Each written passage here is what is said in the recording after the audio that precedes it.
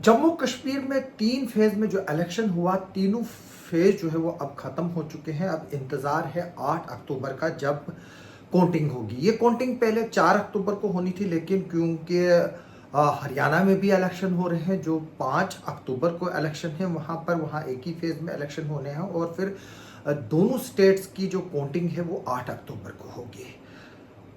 हमारी नज़र जो है वो तीसरे फेज पर रहेगी, और आज हम इसको लेकर थोड़ा सा डिस्कस करेंगे और देखने की कोशिश करेंगे कि इसमें जो रिकॉर्ड तोड़ वोटिंग हुई है उसके क्या मतलब है। जैसे कि मैंने आपको बताया था कि तकरीबन 70% के करीब जो है वो पोलिंग हुई है। जब मैंने 1 अक्टूबर को जो लास्ट अपडेट दिया था, अब ऑफिशियल फिगर जो है वो 69.65% जो है वो पोलिंग की जो है वो खबर आई है, जो इलेक्शन कमीशन की तरफ से फाइनल अपडेट आया हुआ है। और इसमें यह भी बताया है कि इसमें कुछ जो है वो पॉइंट्स की जो है वो और बढ़ोतरी हो सकती है, क्योंकि जिस वक्त ये डाटा कंपाइल किया गया था उस वक्त काफ़ी पार्टी जो है वो अपने स्टेशन पर नहीं पहुंची थी। जिस तरह से मैं बता दूं कि गुरेज, करना जैसे दूर दराज इलाके भी जो है वो इसमें पोलिंग हो रही थी। और अगर हम देखें, सबसे बड़ा जो सरप्राइज पोलिंग में रहा है वो लंबी लंबी कतारें, जो पलालन है, बारामुल्ला ज़िले का एक इलाका है। अगर हम देखें कि जो बारामुल्ला इलाका जो है वो डिस्ट्रिक्ट काफ़ी जो है वो पीसफुल रहा है, चाहे वो अमरनाथ एजिटेशंस हो, चाहे वो बुरहान वानी एजिटेशन हो, चाहे कोई भी हो। लेकिन पलालन एक ऐसा इलाका है जो पटन के साथ लगने वाला इलाका है। वो हाईली वोलाटाइल इलाका था, जहां पर स्टोन पेल्टिंग, स्ट्राइक्स और जो स्प्रेटिस्ट का हार्ड जो जो स्ट्रांग बेस्टियन कहा जाता था, गढ़, वो था। लेकिन वहां से भी जो है वो इस बार कई लंबी लंबी कतारों के जो है वो वीडियोस और फोटोग्राफ सामने आए, और लोग जो है वो वोट डालने के लिए जो है वो एंथुजियास्टिक थे, और उसमें नौजवान लोग थे। ये अच्छी बात है कि लोगों ने एम्प्लॉयमेंट और डेवलपमेंट के नाम पर वोट दिया, क्योंकि ये तीसरा फेज जो मैं बोल रहा हूँ इसमें 24 सीटें थी, जिसमें 21 सीटें पिछले बार 2014 में बीजेपी के पास थी। उसके बाद फिर पवन गुप्ता और देवेंद्र सिंह राणा भी जो है वो इस बार जो साबका एमएलए थे वो बीजेपी की टिकट पर लड़ रहे हैं। और 23 सीटें जो अगर हम देखें 24 में जो जम्मू डिवीजन में हो रही थी उसमें बीजेपी का कब्जा था। क्या इस बार बीजेपी जो है वो 2014 की परफॉर्मेंस दोहराएगी, जिसमें उनको 25 सीटें मिली थी? क्या वो उसके ऊपर जाएंगे या उसके नीचे उतरेगी? जो एक्सपर्ट ओपिनियन आ रहा है, बीजेपी जो है वो 18 से 20 सीटें जो है वो पूरे जम्मू कश्मीर में ले रही है। और इसमें यह देखना होगा कि क्या जो वाल्मीकि समाज है, पाकिस्तान के वेस्ट रिफ्यूजीज हैं, और जो गोरखाज है, जिनको पहली बार जम्मू कश्मीर असेंबली इलेक्शन में वोट करने का जो है मौका मिला, क्या उन्होंने बीजेपी के हक में वोट किया, या उन्होंने कांग्रेस के हक में वोट किया, या इंडिपेंडेंट कैंडिडेट्स के हक में वोट किया? मैं बता दूं कि जिस तरह से 2014 के मुकाबले में जो है वो इस बार अच्छा इलेक्शन हुआ। हालांकि कुछ इलाके ऐसे थे जहां पर परसेंटेज जो है वो उसकी 2014 के मुकाबले कम हुई, और इसको जो है वो फार्मिंग सीजन और जो काफ़ी चीज़ें जो है वो बताई जा रही हैं इसका रीज़न। और मैं बता दूं कि जो इलेक्शन कमीशन का डाटा हमारे पास है उसमें उधमपुर डिस्ट्रिक्ट में जो है वो सबसे ज़्यादा पोलिंग हुई 76.09%। इसके अलावा जो है वो सांबा डिस्ट्रिक्ट में 3 असेंबली कॉन्स्टिट्यूंसीज और उठवा डिस्ट्रिक्ट सेगमेंट में जो है वो 73.34% जो है वो पोलिंग हुई। जम्मू के जो 11 डिस्ट्रिक्ट है उसमें 71.40% पोलिंग हुई।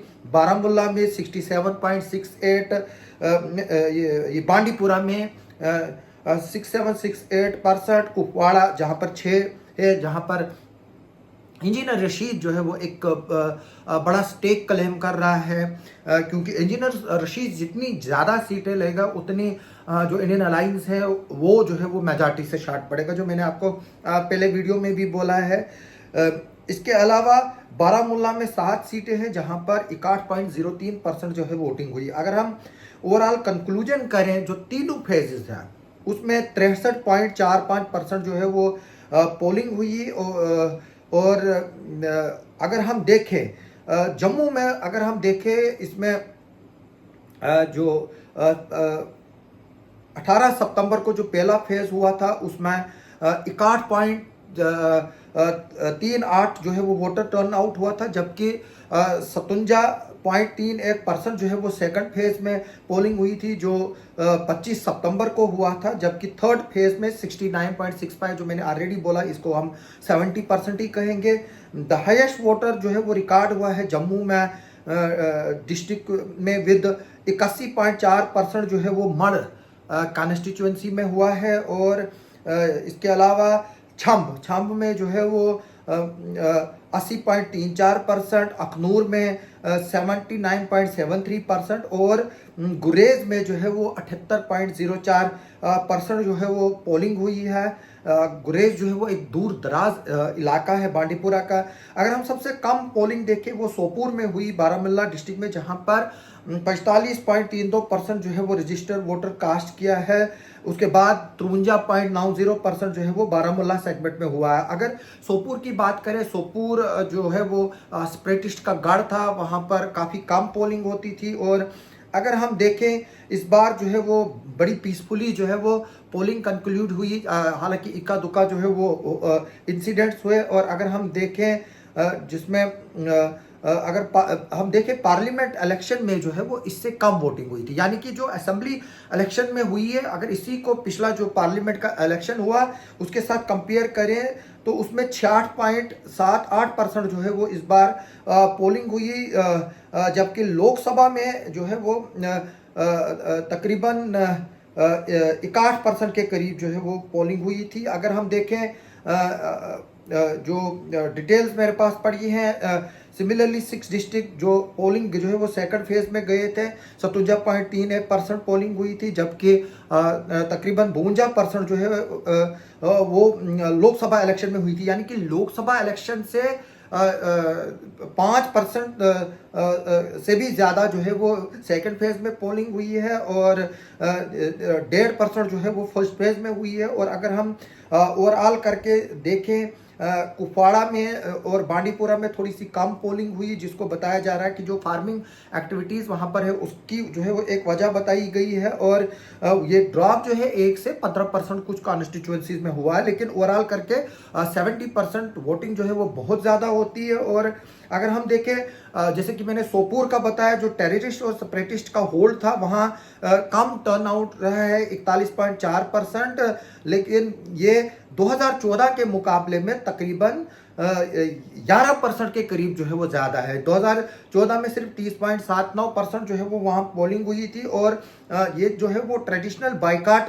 का जो है वो बारामूला में होता था, लेकिन बारामूला में जो है वहाँ पर 47.95% पोलिंग हुई, जो कि पिछली बार सिर्फ 39% वहाँ हुई थी, यानी कि 9% के करीब जो है वो यहाँ पर पोलिंग इस बार ज़्यादा हुई है, 8 पॉइंट कुछ %। इसके अलावा पटन में जो है वो इस बार 60.87% पोलिंग हुई, जबकि लास्ट असेंबली इलेक्शन में ये 58.72% थी, यानी कि 2% जो है वो से भी ज़्यादा जो है वो वहाँ इस बार एक्स्ट्रा पोलिंग जो है हुई। इसमें मैं बता दूं कि ये आर्टिकल 370 के बाद पहला इलेक्शन था। और इसमें अगर हम देखें तीनों फेजेस में जो है वो अच्छी वोटिंग रही और लोग जो है वो आए, क्योंकि ये इलेक्शन 10 साल के बाद जो है वो होने थे। अब बात हो रही है बीजेपी की कि बीजेपी जो क्लेम कर रही है इस वक्त की बीजेपी का जो है वो पहला चीफ मिनिस्टर बनेगा। और अगर इसमें हम देखें इसमें अगर कोई दावेदार है वो हमारे किश्तवाड़ के सुनील शर्मा जो है वो चीफ मिनिस्टर पोस्ट के लिए जो है वो दावेदार है, जिनको पार्डर में टफ फाइट जो है वो पूजा ठाकुर से मिल रही है। और वहां पर जो है वो काफ़ी नज़दीकी मुकाबला है, यानी कि जो जीत होगी वो 800, 1000 या 1200 वोट से होगी, लेकिन अब कौन जीतेगा वो वक्त बताएगा। इसी के साथ अगर दूसरे कोई कैंडिडेट जो पोटेंशियल कैंडिडेट देखे जा रहे हैं वो दविंदर सिंह राणा देखे जा रहे हैं, जो नगरोटा से इलेक्शन लड़ रहे हैं। दविंदर सिंह राणा एक ज़माने में उमर अब्दुल्ला के काफ़ी क्लोज और करीबी माने जाते थे। वो जो है वो एक और कैंडिडेट जो है वो सामने हैं जो बीजेपी की नज़रों में है। इसके अलावा जो रविंदर रैना है जो बीजेपी के चीफ थे, JNK के 7.5 साल रहे, अभी जो है वो उनकी जगह सच शर्मा को लाया गया है और उसके बाद वो देखा जा रहा है कि वो जो है इलेक्शन लड़ रहे हैं। और यहाँ तक ये भी नाम आ रहा है कि शायद डॉक्टर जितेंद्र सिंह को जो है वो कंसीडर किया जा सकता अगर किसी और चेहरे पर जो है वो यहाँ पर रजामंदी नहीं मिली। हालांकि ये बताया जा रहा है कि जो जीता हुआ कैंडिडेट आएगा चीफ मिनिस्टर जो है वो बीजेपी का उसी में बनेगा। लेकिन अब मसला ये है कि अगर बीजेपी गवर्नमेंट बनाती है तो कैसे बनाएगी, क्योंकि देखो मैं आपको ये बात बता दूं कि जम्मू में 43 सीटें हैं और कश्मीर में 47 सीटें हैं। जम्मू में 43 की 43 सीटें जो है वो बीजेपी को नहीं आएंगी। ये एक जो है वो ख्याली पुलाव पकाने वाली बात होगी अगर मैं बोलूं, लेकिन इतनी जरूर है कि 47 सीटों में बीजेपी को जो है वो एज ऑफ नाउ जो आ रहा है डाटा, एक भी सीट नहीं मिलेगी कश्मीर के डिवीजन में। अगर मिलेगी तो बीजेपी जो है वो कोशिश कर रही है कि 1 या 2 सीटें जो है वो वहां से ले, जहां पर कश्मीरी माइग्रेंट जो कश्मीरी पंडित है उनका जो है वो एक अच्छा दबदबा रहा है। उन सीटों पर जो जहां पर वोट है वहां पर जो है वो उन सीटों को जीतने की कोशिश करें, लेकिन इतना भी जो है ये आसान नहीं है। लेकिन जो इंडियन अलायंस है जिसमें कांग्रेस शामिल है और नेशनल कॉन्फ्रेंस शामिल है, वो एक सिग्निफिकेंट नंबर ऑफ सीट्स जो है वो जम्मू डिवीजन में देख रहे हैं, चाहे वो चिनाब बेल्ट हो चाहे वो पीर पंजाल हो, क्योंकि पीर पंजाल जो है वो अब कश्मीर का हिस्सा है। जिस तरह से आपने देखा कि रीऑर्गेनाइजेशन में किस तरह से उसको अनंतनाग के साथ जोड़ा गया। हालांकि हम रीऑर्गेनाइजेशन को जो है वो मैं जो है वो एक मैनिपुलेटेड मान रहा हूँ, क्योंकि मैं मैनिपुलेटेड सिर्फ इसलिए मान रहा हूँ कि अगर जो रीऑर्गेनाइजेशन में जो डिलिमिटेशन ऑफ सीट्स जो हुई थी अगर वो सही होनी थी तो फिर भोंसवा जो है वो फिर इंद्रवाल कॉन्स्टिट्यूएंसी का हिस्सा नहीं होता। यानी कि कित्थर से सुकनाई जो है वो 290 किलोमीटर दूर पड़ता है। एक कॉन्स्टिट्यूएंसी के दूसरे एक ही कॉन्स्टिट्यूएंसी का एक पोलिंग स्टेशन दूसरी पोलिंग स्टेशन से 290 किलोमीटर दूर है। उससे जो है वो साफ बात जाहिर होती है कि जो डिलिमिटेशन है वो किस बुनियादों पर हुई और किसने उसको कराया। इसी तरह से किश्तवाड़ कॉन्स्टिट्यूएंसी की मैं डोडा की बात करूं, आप देखिए डोडा को जो है वो कारा बीच में डाला है, जो जक्यास वगैरह बाकी चीज़ें वो जो है वो डाली हुई हैं। भद्रवा की सीट में बलेसा का एरिया है, ये जो है वो एक दूसरे से काफ़ी दूर इलाके हैं। अब उम्मीद है कि जो अगली डिलिमिटेशन होगी उसमें शायद जो है वो ये चीज़ें जो है वो सुधारी जाएंगी और जम्मू कश्मीर में जो 90 सीटें हैं शायद वो बढ़ सकती है, वो 120 140 भी हो सकती है। और जो यहाँ पर MP सीटें हैं उनमें भी बढ़ावा हो सकता है, क्योंकि जम्मू डिस्ट्रिक्ट जो है वो इतना बड़ा डिस्ट्रिक्ट है, वहाँ पर एक MP सीट होनी चाहिए। श्रीनगर डिस्ट्रिक्ट को सिर्फ एक डिस्ट्रिक्ट को MP सीट होनी चाहिए। अगर कुठवा और सांबा को मिलाकर एक सीट दी जाए वो भी जो है वो डिजर्व करते हैं। इसी तरह से उधमपुर रियासी को एक सीट दी जाए वो भी डिजर्व करती है। किश्तवाड़ डोडा को एक सीट दी जाए वो डिजर्व करता। राजौरी पुंछ जो है वो अलहदा एक कॉन्स्टिट्यूएंसी वो पार्लियामेंट की डिजर्व करता। मैं यहाँ पर जो है वो जो बड़े डिस्ट्रिक्ट है, अगर हम अनंतनाग डिस्ट्रिक्ट की बात करें, अनंतनाग डिस्ट्रिक्ट जो है वो सिंगली पार्लियामेंट्री सीट बननी चाहिए। बारामूला सिंगली पार्लियामेंट सीट बनना चाहिए। यहाँ पर कुठवा जो है वो इतना बड़ा डिस्ट्रिक्ट है, वो सिंगल ही जो है वो एक पार्लियामेंट कॉन्स्टिट्यूएंसी बननी चाहिए। जरूरत है यहाँ पर जम्मू कश्मीर की जो इस वक्त एग्जिस्टिंग 5 पार्लियामेंट सीट्स है वो कम से कम 16 होनी चाहिए, क्योंकि हमारा इलाका इतना वास्ट है। अगर हम किश्तवाड़ की बात करें, डोडा की मिलाकर बात करें, ये एरिया जितना पूरी इसराइल कंट्री है उतना जो है वो डोडा और किश्तवाड़ डिस्ट्रिक्ट जो है वो मिलाकर है। हम चाहेंगे कि जो पॉलिटिकल सेटअप आगे बने वो इन चीज़ों की तरफ देखे। जम्मू कश्मीर में जो है वो जो डिलिमिटेशन है वो बड़े पैमाने पे ज़रूरत है। हम चाहते हैं मड़वा वालों को अलहदा कॉन्स्टिट्यूएंसी दी जाए, अगर साथ में उसको दक्षिण भी रखा जाए। छात्रों मुगल मैदान को अलहदा जो है वो कॉन्स्टिट्यूएंसी दी जाए। पलमाड़, ठाकराई और दक्षिण को जो है वो अलहदा कॉन्स्टिट्यूएंसी दी जाए। बोंदवा और द्रावशाला को मिलाकर और कोतवाड़ा मिलाकर अलहदा कॉन्स्टिट्यूएंसी दी जाए। किश्तवाड़ को जो है वो अलहदा कॉन्स्टिट्यूएंसी दी जाए। किश्तवाड़, टोन, मंडल और बाकी एरियाज को लोग नुमाइंदगी चाहते हैं, लोग डेवलपमेंट चाहते हैं। और क्योंकि हमारी कॉन्स्टिट्यूएंसी इतनी फैली है कि उधर पर एक MLA जो है वो कुछ नहीं कर सकता है। इसलिए वहां पर जो है वो जब अगली डिलिमिटेशन होगी उसमें जो है वो सीटें बढ़ाने की जरूरत है और लोगों को आज ही इसके बारे में सोचना चाहिए और इसके बारे में बात करनी चाहिए। खासतौर पर जो डोडा और किश्तवाड़ को एक पार्लियामेंट सीट मिलनी चाहिए। अगर रामबन और रियासी को देते हैं मिलाकर, या रियासी को उधमपुर से मिलाए, मुझे लगता है रामबन और रियासी जो है वो मिलते जुलते हैं, उनको देनी चाहिए एक सीट पार्लियामेंट की। उधमपुर बड़ा डिस्ट्रिक्ट है, उसको अकेले दे दो या उसके साथ सांबा क्लब करो। कुठवा जो है वो अलग कॉन्स्टिट्यूएंसी होनी चाहिए, जम्मू डिस्ट्रिक्ट अलग होनी चाहिए। इसी तरह से कश्मीर में जो बड़े बड़े डिस्ट्रिक्ट है, बारामूला बड़ा डिस्ट्रिक्ट है, श्रीनगर बड़ा डिस्ट्रिक्ट है, अनंतनाग बहुत बड़ा डिस्ट्रिक्ट है।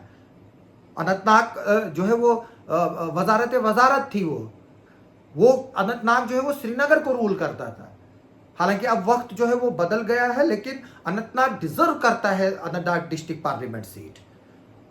मैं चाहूंगा कि इसमें जम्मू और कश्मीर की लीडरशिप जो है वो दोनों मिलकर काम करें। अब रिजल्ट आने वाले हैं, 8 अक्टूबर दूर नहीं है, जो भी आएंगे। लेकिन मैं बता दूं कि जो अभी एनालिसिस हो रहा है उसके हिसाब से शायद हंग असेंबली जो है वो आएगी, लेकिन मेन जो है वो इंपॉर्टेंट रोल होगा वो इंडिपेंडेंट्स का होगा। अगर हम इंडिपेंडेंट की बात करेंगे, इंदरवाल में जो है वो इंडिपेंडेंट आगे हैं, वहां पर सुरूरी साहब और प्यारेलाल शर्मा के बीच में रेस है।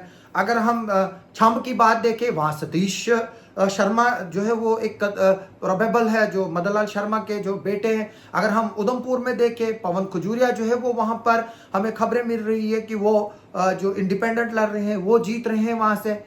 इसी तरह से काफी जगहों से जो है वो इंडिपेंडेंट जो है वो जीत रहे हैं और जो 6 से 8 इंडिपेंडेंट जम्मू कश्मीर में अभी जो है वो जो जीत रहे हैं, जो खबरें आ रही हैं, डिफरेंट एनालिसिस हो रहे हैं, उसके मुताबिक जो आ रहा है, तो इंडिपेंडेंट का रोल जो है वो ज्यादा रहेगा। और बीजेपी चाहेगी कि किसी तरह से भी नेशनल कॉन्फ्रेंस और कांग्रेस का अलायंस जो है वो शॉर्ट ऑफ सीट्स जो है वो पड़े। लेकिन अभी आगे चलकर इसमें काफी डेवलपमेंट होनी है। ये एक शतरंज की बिसात की तरह है। अब ये देखना होगा कि इस शतरंज पे जो है वो किसका मोरा कहां पर फिट बैठता है। जैसे मैं लेट मुफ्ती साहब को कोट करूं, उनका कहना था कि politics is art of making impossible a possible. और उन्होंने कहा था कि इसमें नॉर्थ पोल साउथ पोल भी जुड़ता है। हालांकि 2014 में जब पीडीपी ने बीजेपी के साथ अलायंस किया था, वो एक बहुत बड़ा चैलेंज था, क्योंकि बीजेपी ने एंटी पीडीपी जो है वो वहां पर कैंपेन की थी और सीटें ली थी, और पीडीपी ने एंटी बीजेपी कैंपेन करके सीटें ली थी। लेकिन बाद में वो जुड़े थे, और ये खबर तब मैंने सबसे पहले की थी जब मुफ्ती मोहम्मद सईद साहब की और राम माधव साहब की जो है वो त्रिकुटा नगर में मीटिंग हुई थी। उस वक्त आप अर्ली टाइम्स उठाकर देख सकते हो, उसमें जो है वो फ्रंट पेज पे ये खबर लगी थी। आज भी जो है वो कोई अछूता नहीं है। देखिए, मैं बता दूं कि अछूता कोई नहीं है। जो पॉलिटिकल अलायंसेस है वो होंगे, और मैं बता दूंगा इस पर, मैं अलग एक अपडेट भी जो है वो आपको बताऊंगा। लेकिन सबसे बड़ी बात यह है कि बीजेपी के लिए सबसे बड़ा चैलेंज है कि क्या बीजेपी 25 सीटें क्रॉस करेगी या बीजेपी जो है वो नीचे जाएगी। क्योंकि बीजेपी को पिछली बार 28 सीटें जो है वो आई थी, और 25 सीटें जो है वो जम्मू डिवीजन से जो है, जो जम्मू और ये बाकी इलाके हैं वहां से आई थी। और मैं चाहूंगा कि इस पर जो है वो अब सब फोकस करेंगे, क्योंकि एग्जिट पोल जो नेशनल चैनल्स हैं वो भी देते रहेंगे, अपनी अपनी पॉलिटिकल पार्टीज जो है वो एग्जिट पोल दे रहे हैं। अभी देखते हैं हम इसमें क्या रिजल्ट आता है, और हतमी जो रिजल्ट है वो 8 अक्टूबर को ही सामने आएगा।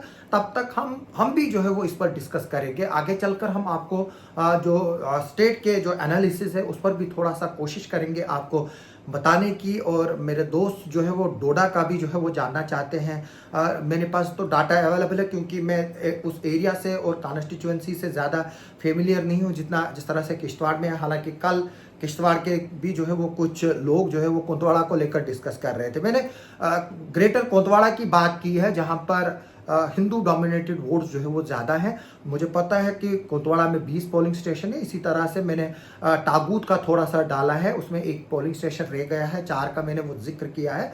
वो मैटर नहीं करता है, वो ओवरऑल ब्लॉक में जो है वो वोट काउंटेड है, और जो फिगर है वो 99% जो है वो अप्रॉक्सीमेटली जो है वो सही है। जैसे मैंने बोला था, उसमें 200, 300, 500 वोट्स का जो है वो ऊपर नीचे हो सकता है, क्योंकि ह्यूमन एरर जो है वो हमेशा होती रहती है। हमारी नज़र जो है वो आगे भी रहेगी इस पर। आप सबका हमारे साथ बने रहने के लिए बहुत बहुत शुक्रिया।